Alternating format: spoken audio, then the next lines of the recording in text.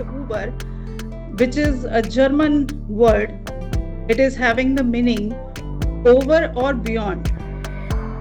Now, this over and beyond means whatever the traditional method was there of hiring the taxis was not so convenient. If we talk about innovation, this can be broadly defined as the process of bringing about new ideas, methods, products, services, solutions to build this culture of innovation.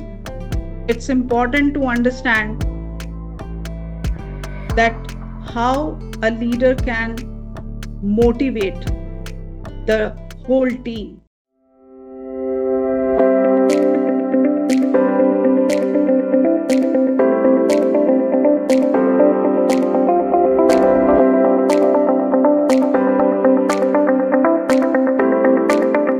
The topic is very relevant: how to establish a culture of innovation and excellence in institutions.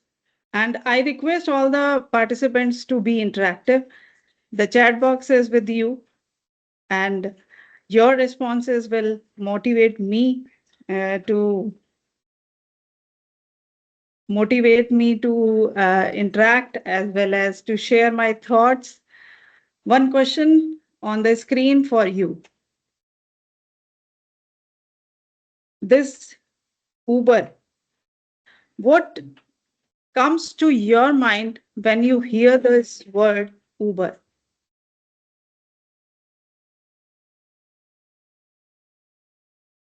Whatever you have the thoughts, you can write it in the chat box.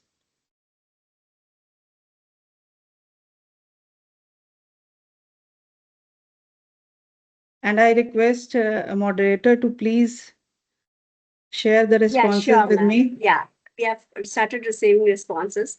Cab, taxi, a cab service, travel, cab service.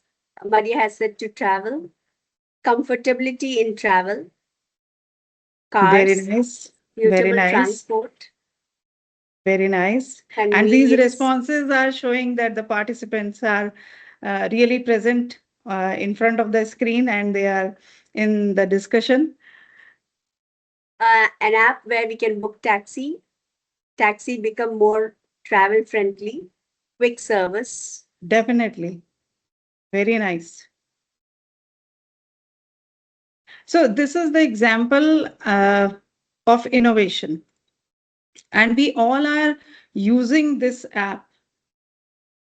And this app was created to make this hiring of taxi more and more comfortable. But this innovation in starting, whosoever have faces the problem, think about the solution, try this project, come up with the thoughts, and now at this stage we are utilizing this application. So this is the best example, a very common example of innovation. And did you know that Uber, the word Uber, which is a German word, it is having the meaning over or beyond. Now, this over and beyond means whatever the traditional method was there of hiring the taxis was not so convenient. And this application has made it more comfortable. So, the word which they have selected for this application is also innovative. So, this is basically the innovation. Now, before starting, let us discuss about the definition. If we talk about innovation, this can be broadly defined as the process of bringing about new ideas, methods, products, services, solutions that have a significant positive impact and value. And the example which we have discussed earlier is showing all these new ideas, methods, products, services, and even the solutions and the impact is in front of us. It involves transforming creative concepts into tangible outcomes that improve efficiency. This is the important aspect. We want to enhance the efficiency, effectiveness, and address unmet needs. Bringing about new ideas, methods, products, or solution that have a meaningful and positive impact. This is important to understand that the impact should be positive, the impact should be meaningful. And here are some words which I have used in this presentation, which can highlight what is innovation. The first is change, restyle, restructure, newness, and undoubtedly unconventionality. The conventional methods are there, but we have to rethink. Why? Because we want to increase or enhance the efficiency of any of the process or service or method, anything it can be. Now, one more question is there. Is it difficult or easy to inculcate innovation?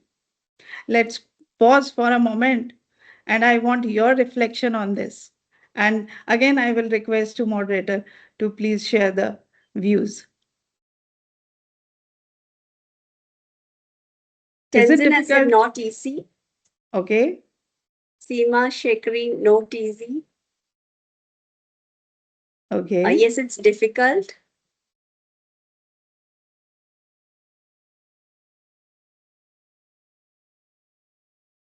Kanchan has said it's difficult. It's difficult but possible by Vikas. Very, very true. Dr. N. Kotari has said it's a bit difficult, depending on creativity. It's So if we difficult. analyze these responses, so we are getting the same answer that it is difficult. Yes, no doubt it is difficult. It is challenging. But again, one response was there that it is not impossible. It is possible. And if we are saying that it is difficult or it is challenging, so what are those things which makes it challenge? The answer is the several factors, different factors. The very first factor is our mindset. What we think, are we comfortable or are we want to be there in our comfort zone, or are we ready to take the risks? That depends upon the mindset. What is our mindset? The second thing is environment. That is also very much important. I want to be creative, but the environment is not allowing me. We will discuss these points in detail in the later part of this presentation. And the third is resources. Sometimes the resources can be the challenge or it can be the hurdle. While the process can be challenging due to some resistances, due to some factors, but if we try, if we put some effort, we can make it possible. We all are agreeing with this, that it is possible to bring that thing. So first of all, let me discuss about the characteristics. If we want to meet those challenges, what are the characteristics of this innovation? Let me focus first on that. And I think you will all agree with me that these are the basic characteristics of innovation. The very first is a strong and effective leadership. Definitely, we have talked about the environment, and in that environment, or if we want to build that environment, conducive environment, effective leadership is required. And to build this culture of innovation, it's important to understand that how a leader can motivate the whole team. Second is positive outlook on failure. When we are in the process of experimenting, definitely we will get the failures. But how to take that failure? I remember the quote of Honorable Dr. APJ Abdul Kalam ji, fail. He described fail, first attempt in learning. So same here, we have to have the positive outlook on failure. This is very much important. Constant inspiration. When failure is there, we have, as a leader, we have to put some efforts for the constant inspiration, constant motivation to the team, to the students, to the teachers. Next is strategic innovation. Now, this strategic innovation means when we are replacing some product, or if we are replacing some method or a service, it should not be drastic. Like I have taken the example of Uber. We have many such examples. Ola is there, many taxi services are there. But those, if we analyze those taxi services, all services are following the same pattern. The things are same. Little bit difference is there.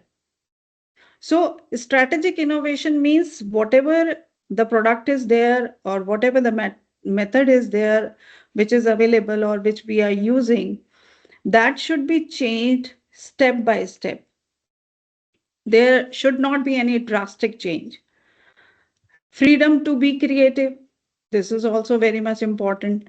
If you are not providing the freedom to the teachers or to the students to do the experiments or to try out their thoughts, it is not possible that we will be able to develop this culture of innovation. When we are in this process, we should have clear goals. This is must. What we want to innovate, what will be the benefit of this innovation. The goal must be clear, crystal clear. Next is trusting environment. Trust is important. Again, this environment word we are discussing here, positive environment should be there. The environment should be such that everyone is getting the freedom plus trust.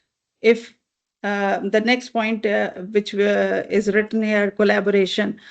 Collaboration can be successful only when there is a trust among the students, trust among the team. If they rely on each other's work, thoughts, efforts, then only they can collaborate successfully. And no doubt, autonomy at work. If we want to do something new, we need some autonomy. And as a leader, we have to give some autonomy at work to the teachers, to the students. And most important thing, recognizing emotional intelligence. Our effort can demotivate the student or the teacher. Like the student is with some new idea and he approached you, but you are not interested to even hear that thought or that view. So definitely what you are doing, you will demotivate. You will not develop the culture of innovation. Why? Because you are not open to, or you are not accepting the views, the thoughts, the efforts which the student can put. So, emotionally, you have to tackle your team. You have to listen to them, what they want. If any correction is required, if any modification is required, you can put your thoughts in that. You can put your efforts in that. So, emotional intelligence, we have to keep in mind as a leader, as a team leader, to develop this culture of innovation. If we are skipping any of this point, then we cannot develop this culture.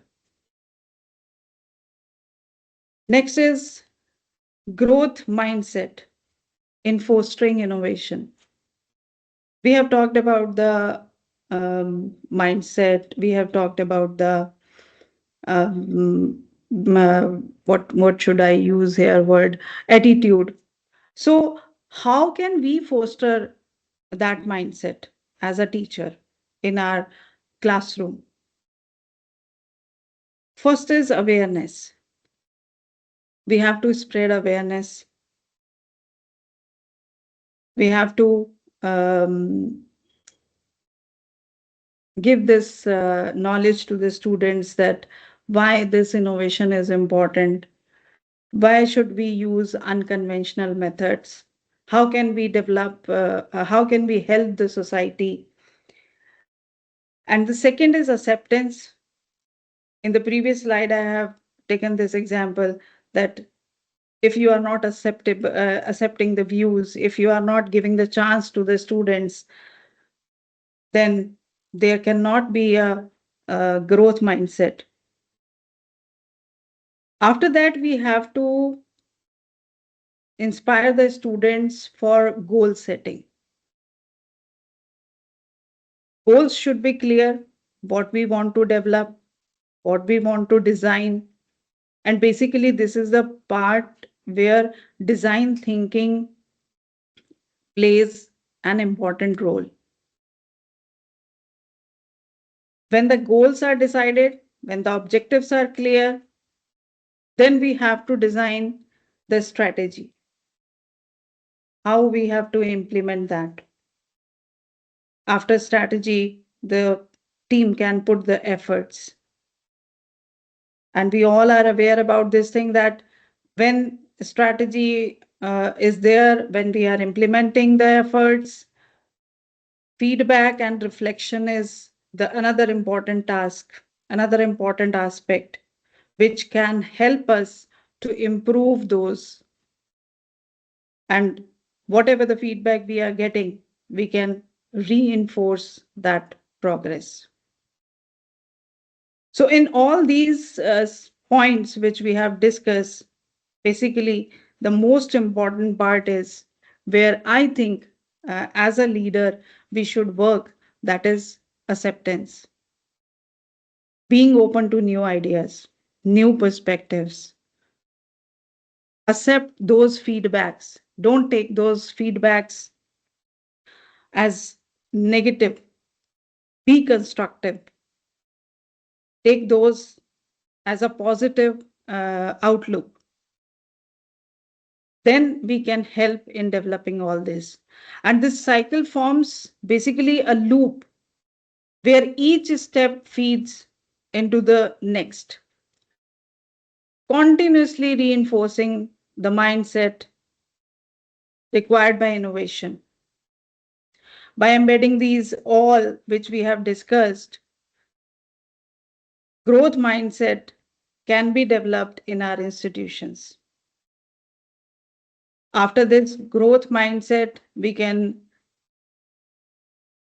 build a supportive environment because we have talked about that environment is important. If you are not providing a positive environment, innovation cannot be there. But many aspects are there of this supportive environment. How the teacher can develop this supportive environment in the classroom. We are talking about this supportive environment. Even many of the literature is there that teachers should be supportive. teachers should develop a supportive environment, but how to develop that? What are the things which are important, which should be kept in mind while developing this kind of environment? Because we all know that this is important for fostering innovation. So, very first point is psychological safety. We have talked about emotional intelligence, and this emotional intelligence will help us in providing psychological safety to our students, encourage individuals to share their ideas freely without fear of criticism. Why we are talking about this psychological safety? Just to make to make this environment criticism free, because if the criticism is there, the students will not come with their new ideas. Second, an important point is collaboration. This collaboration helps in promoting the teamwork. It can be interdisciplinary, it can be interdepartmental, and it can help them to share different thoughts and different perspectives. Third is freedom to explore. This freedom to explore allow our students for experimentation, even if it involves risks. And risk taking, the another point is also there, risk taking. And if we are not providing the freedom, if we are having the fear, then the students cannot be motivated to take the risk and the innovation cannot be there. They will not practice their creativity. Constructive feedback is another important aspect that helps to refine the ideas. Rather than stuffing creativity, at every point, the student require the feedback, and that should be constructive. That should be positive. If we are not able to provide the honest feedback, then we can lack this kind of environment. And next thing is inspiring role modeling. We can have leaders which can be shown or which can be taken as an example for inspiring others to innovate through their actions. The role models can share their stories, their journeys, and then they can motivate the students to have to take the risk, to come up with new ideas. And I'm sure that by integrating these elements, all these elements which we have talked about, like psychological safety, collaboration, freedom to explore, risk taking, constructive feedback, inspiring role modeling, by applying all these, by thinking about all these aspects, we can have the institution which is supportive for innovation. By integrating these elements, we can build the environment where creativity and innovation can flourish without any fear. As we have talked about the leadership, effective leadership, so that effective leadership should have vision, should have some action plan. And for that, who can take the pivotal role? That is teacher. Teacher is important for playing pivotal role in fostering innovation. As leaders in the classroom, they can inspire, they can guide, they can share, they can motivate the students toward creative problem solving for by giving them the chance. by giving them the challenging situations, we can enhance their problem solving skills. By having unconventional methods of teaching, we can foster innovation or creativity among them. And how can this be possible? This begins with setting, first of all, the measurable or the feasible goals. We have talked earlier about this thing that whenever this cycle starts, we have to set some goals. What is the objective of this experiment, or why we want to innovate? We should have some clear goals, and that goals should be feasible, that goals should be measurable. For example, the teacher can set the goal, one creative project per month. That can be feasible.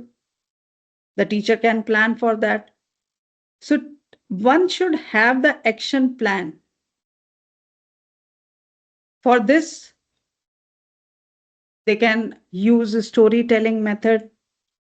And now in the digital era, we have digital storytelling methods also, which are more attractive, which have better engagement of the students. By using this method, the student can be inspired by sharing those stories, by showing those stories, by showing the journeys of the innovators. We can inspire the students, which can help the students to have the spark of imagination. Teachers embrace their roles as leaders, and they can drive this culture of innovation in their classroom. Whole soul responsibilities of teacher. If I'm ready to take that risk, if I'm definitely, I have to come out of my comfort zone. It is not easy. The pressure is there, the schedule is tight, we have less flexibility. But if I'm determined to do that, if I'm ready to take that risk, I can do that. The responsibility is of mine, of those students who are with me, who are connected with me, who are sitting in that classroom.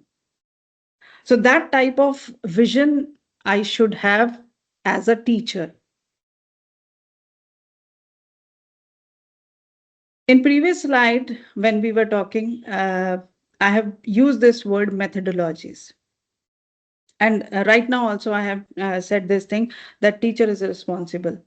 It is very easy to say that teacher is responsible, but what are those methodologies which can be adopted by the teacher and can have this kind of environment? Project-based learning that can help the students to learn by doing and solving real world problems. If you are engaging the students in real world problems, this will help them to construct their knowledge. And when we follow this constructivism, the retention is longer. The learning is successful. There are less doubts. The learning is effective, I must say. Next is roundtable discussions, where you are encouraging the students for open dialogue. They are reflecting their views, and there is a discussion about that, and they exchange the ideas among themselves, which definitely develop the trust among those students, and they are ready to collaborate because we have said that collaboration is must for innovation. And third point is design thinking. This methodology can help the teacher to have the structured problem solving. And this structured problem solving must accompany empathy at its core. Emotional intelligence is playing an important role. It should be there. We have to take care of emotional intelligence of the sorry, we have to take care about this aspect. So whenever we are structuring that problem, we have to be careful about empathy, life skill, most important life skill nowadays. And another is maker education. This maker education is hands-on opportunities, hands-on opportunities for building and creating, learning by doing, which is uh, very much effective than those rote memorization methods and brainstormings. Brainstorming sessions, even we whatever the subject we are taking, we can plan smaller brainstorming sessions that can help to create for sharing their ideas without any judgment, because criticism should not be there. And these methodologies can make the learning process more engaging and innovative. Integrating technology. When we are talking about methodologies, we should integrate technology. We are living in digital era, and incorporating technology is a game changer in today's landscape, because we have lots of tools, we have lots of applications like Scratch is there, Canva, Padlet, Jamboard, that enable students to explore, create, and collaborative effectively. They can collaborate digitally also. It also involves digital literacy, digital literacy on the part of the teacher and digital literacy on the part of the students also. We can help the students evaluating online resources critically. Using technology responsibly. We all know the pros and cons of the digital technology. So we can help them to evaluate these resources, these tools critically, encouraging ethical and purposeful use of digital tools. If we talk about nowadays, we all are aware of these AI, artificial intelligence. If I share my example, if we are giving some assignments, students are just typing the question on the chat GPT and bringing those answers in the assignments. And it is very easy to analyze that this is not their original work. This is written with the help of chat GPT.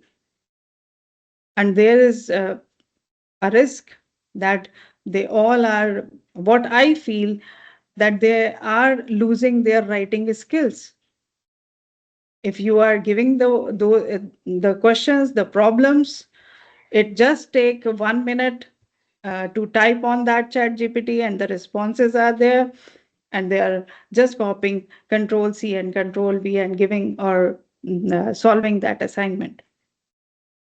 So ethical practices must be there with these digital tools if we want to save this innovation culture or creativity or our youth. So by equipping these all technological or digital skills, we can prepare them for the tech driven future.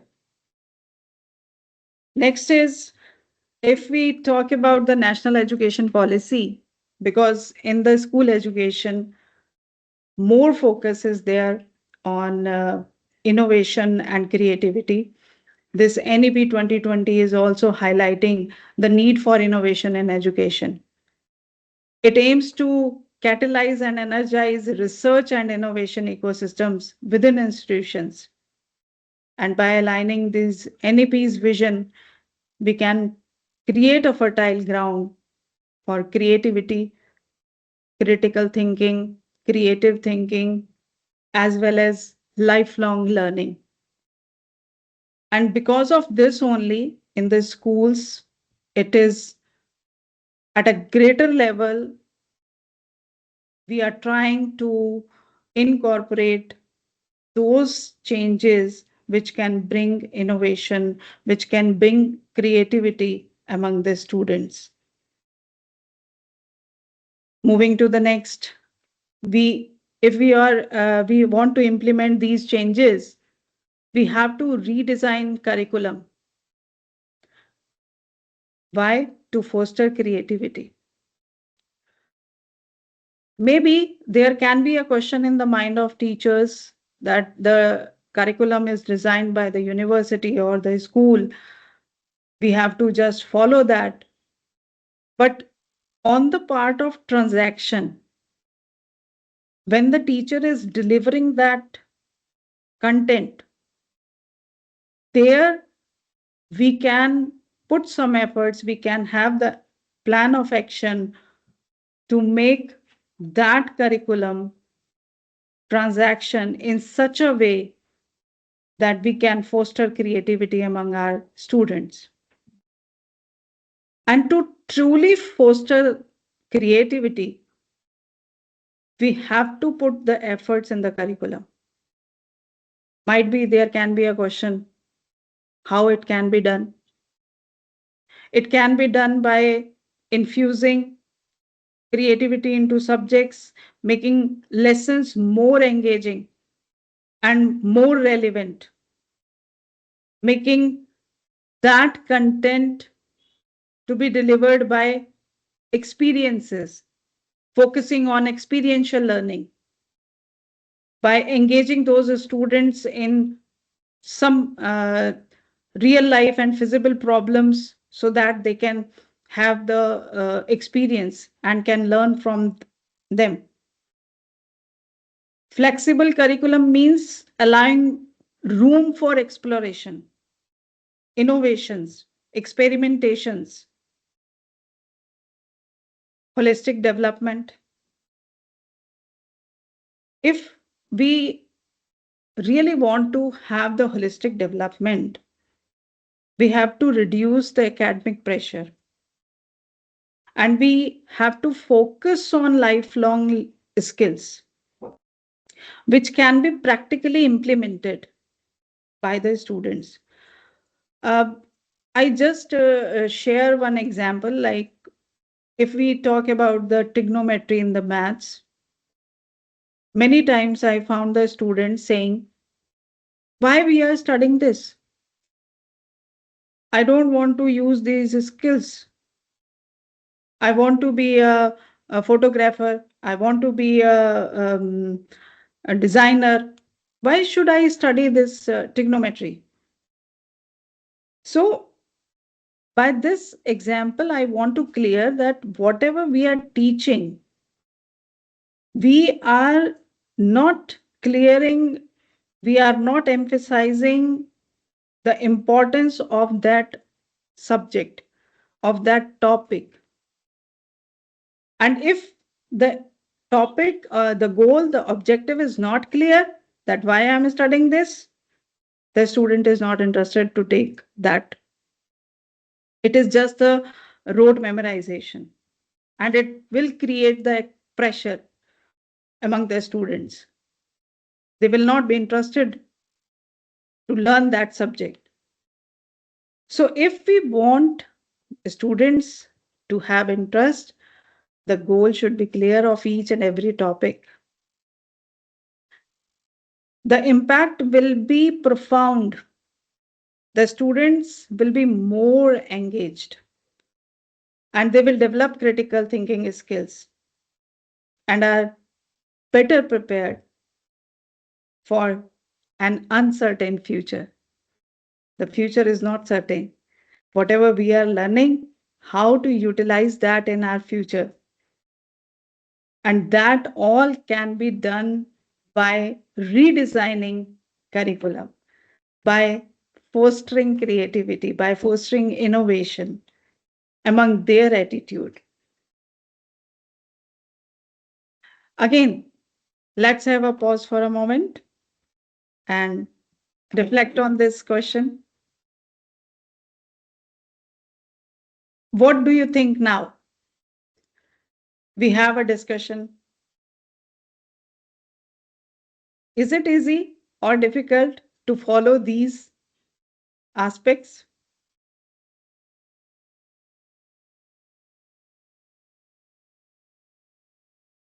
And I request the moderator to please share these views. The question was there in our mind first, and now among this discussion, whatever we have seen this in these slides, what we think. Is it possible? Bikash sir says somewhat difficult. Yes, definitely we can by encouraging students, says Ruby. Pratibha says it's not easy, but not impossible. We can follow these aspects. Easy with growth Yes, mindset. great. If we are following all these things, if the vision is clear, I think we can. It is not impossible. It is not so difficult, but the vision should be clear. The plan of action should be clear. The teacher should be motivated, determined that, yes, I have to do this. Now, we have some barriers. We will face the barriers. It is not what we have read, we will follow that, and everything will be done. We have to be ready for those barriers. What are those barriers? The very first is resistance to change. Many of us are not ready to change. I remember that demonetization in India. We were so confused what will happen, how we will go for these digital payments, and it was really a chaos. But if I think of today, mostly are using digital payments, and they are I think they will be agree on this, that these are more convenient what we were doing traditionally. So we have to be ready for these resistances. And if we overcome these, if we want to overcome these, what is required? This is open communication. Open communication with gradual implementation. In the beginning, we said is strategic. It can not happen in one go. We have to try it again and again. Gradually, it will be implemented. Next barrier can be lack of resources. But innovation doesn't always require expensive tools. We can innovate in a simple way. If we see nowadays YouTube channels, many examples are there how they are utilizing the things which are very common, which can be waste, and making some objects which are very useful. So, saying that for innovation we always require resources, it is not there. We have to think rethink that what can be the simpler way. This is the creative thinking which we have to develop among the students. And if we are using such objects, uh, last year I have done the seminar on recycling the products, and there we have come to know about one more concept, that is circular economy. We all talk about the sustainability, but there is a big question that whether our practices are sustainable. I think no. For sustainability, if we are talking about sustainability, if we are caring about sustainability, the circular economy can help us with that. And there we can overcome this barrier also, which we are talking, that lack of resources. Ample of opportunities are there, ample of opportunities, but we have to think in that direction. We have to create something which is which is useful from that waste. There it requires efforts. There it requires the innovation. And another barrier can be low engagement. So this barrier can be dealt with making the process full of fun, inclusive. For that, teachers can use game, gaming technologies, games to engage those students. One barrier can be bureaucratic radtipism. Definitely, we have to follow the hierarchy. Some processes are there. In those processes, this creativity or innovations that finishes.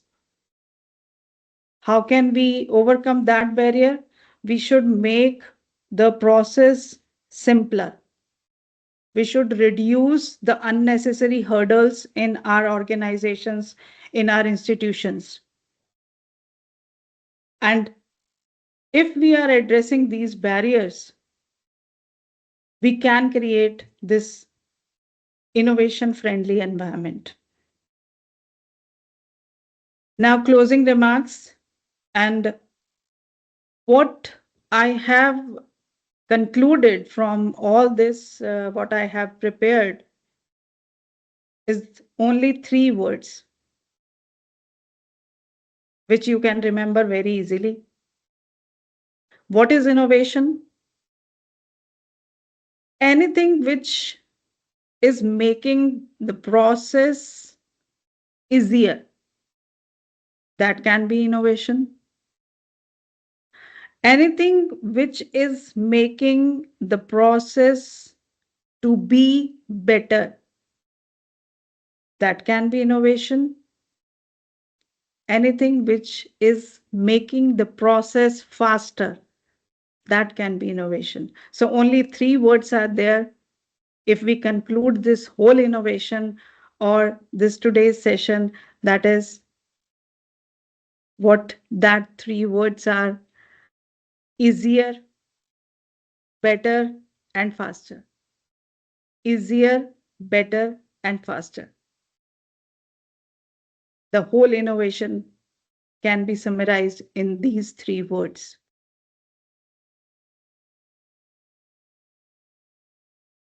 What in your view is the major barrier apart from reluctance on the part of school administration and teachers? Maybe parents are also putting obstacles to innovation. Definitely.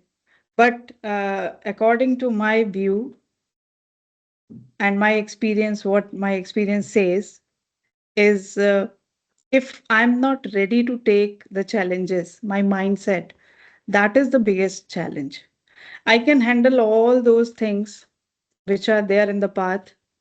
whether it is teacher, whether it is parent, whether it is administration, everything I can handle.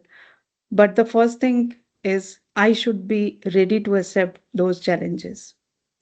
And I've tried many times. It is not just I'm telling, I've tried this thing, whatever I am telling you. If I am firm in my decision, I can bear all these challenges. I can make the ways out of those challenges and can implement. This is my view. Thank you, ma'am, for that.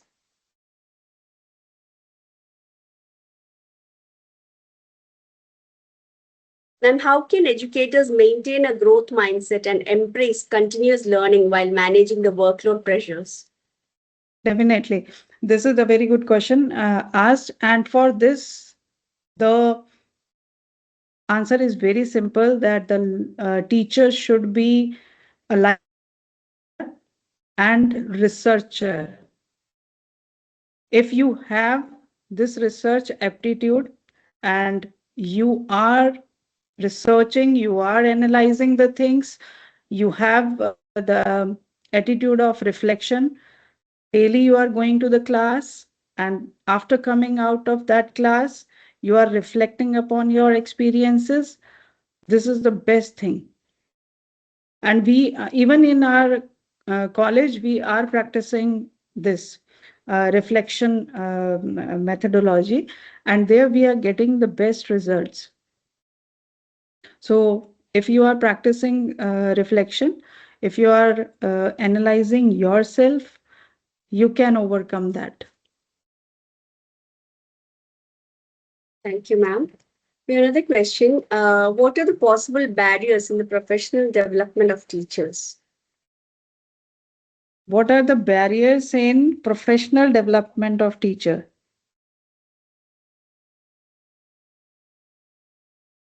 Professional development, there I can say that lack of training. If we are not having good resources, although in this time, when we are having the digital resources, so many digital resources are there, so many digital platforms are there, this can be I can say that overcome by those things. Some policies can be there which can make a hurdle or barrier for the professional development.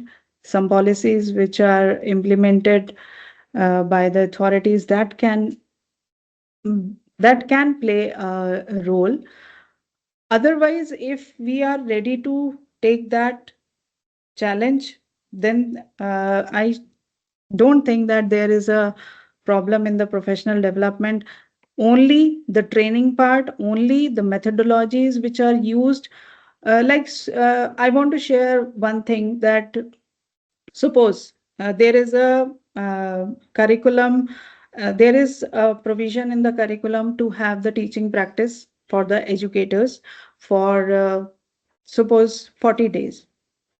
And if we are giving this opportunity to the students in the schools where the real environment is given to the students to learn those skills out of that classroom, if that school is not cooperating with us, that the policy of that school is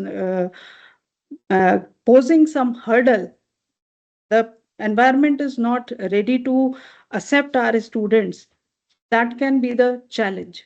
So some these kinds of issues can be there in the professional development. Else the things are we have lots of resources nowadays by which we can overcome, like MOOCs are there. If we are not getting the chance to learn in the classroom because of any reason, we have this platform, we have Diksha platform. Many things are there for the refresher courses. So if um, uh, you are connected to that Swayam platform, that professional development part can be gained from those platforms also. Thank you, ma'am. Uh, Ruby Berry has asked, my son is in college doing BSc electronics and interested in new innovation, and it needs time. And sometimes he missed classes, and they gave him marks on the basis of attendance, not the work. Why is it so? Yeah, this is the policy which can be a barrier. This is the example of that. And I have said that freedom should be there. We should consider, although we have talked in the university, same cases were there. We have talked to the university and we have given the application regarding all this and got acceptance that if the student is busy with the experiments, there the hours spent by the students can be considered in the attendance. But monitoring should be there. Some supervisors that note down all those hours to be spent. It should be means that should be true. If that true effort has been put in that, that is acceptable. So some policies are there, but if we are trying on our level to approach authorities, that can be easily handled. Ma'am, we have another question from Mohammed Taslim. What can be the helpful tools and innovative methods in English language classes for the development of senior students? For senior students in English languages, there can be interactive learning sessions, there can be podcasts, TED Talks. If they are involved in that, they are listening to those things, that can be much helpful. Or we can have language labs, we can have the diverse accents and storytelling I have used in my presentation also. Nowadays, we are having digital storytelling. These digital storytellings can help us, the students, to learn the accents as well as new words. Gamified learnings are there. Open learning resources are there. On the senior level, these resources can be much helpful for the students. And even we Doctor, can have the projects related to that. We can have the open discussions. Basically, I don't remember the name, Mohammed sir. Actually, the problem is not with English learning. The problem is with English speaking. The hesitation is there. And what should be the goal? The goal should be to remove that hesitation. How can we remove that hesitation? By providing the opportunity. And for that opportunity, we have to plan some real world tasks. We have to plan some projects. We can have the content from the magazine. We can conduct the interviews. We can ask them to prepare some short films, because nowadays students are more involved with the mobile phones and they are interested in uh, creating those reels. So that can be converted, that can be channelized in developing their language skills.